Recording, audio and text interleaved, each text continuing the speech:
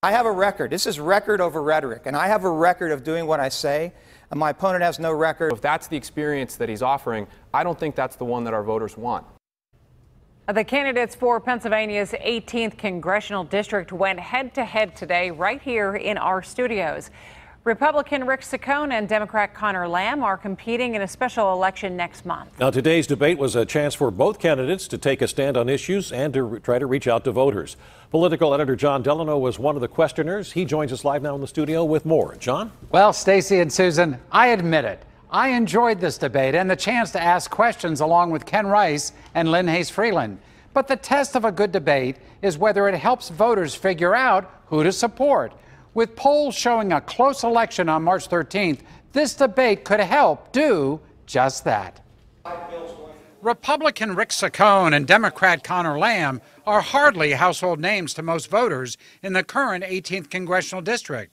So their first ever congressional debate was a chance to compare responses to strong questions. Is there a single gun law, not background checks, not mental health, a single gun law you would change, or will you resist those calls? Do you believe the president has a moral compass? And are there areas where your morality is in conflict with the president's? If voters vote for you, are they essentially getting a Donald Trump clone in the Congress, just another rubber stamp?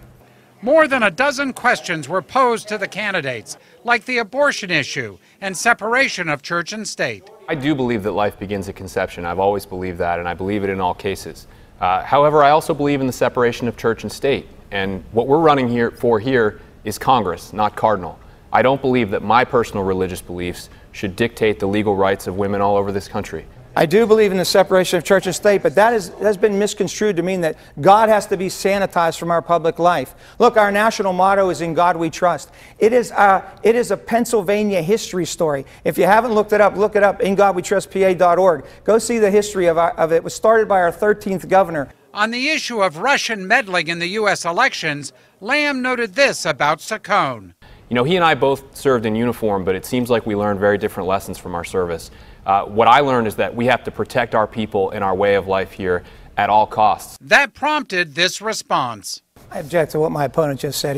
He made it sound as if he's protecting the people and in his service, and I'm not. Look, I respect his service of the 3 years in the legal office, but I spent my career 18 years fighting terrorism, commandos, intelligence threats to our forces. So who won the debate?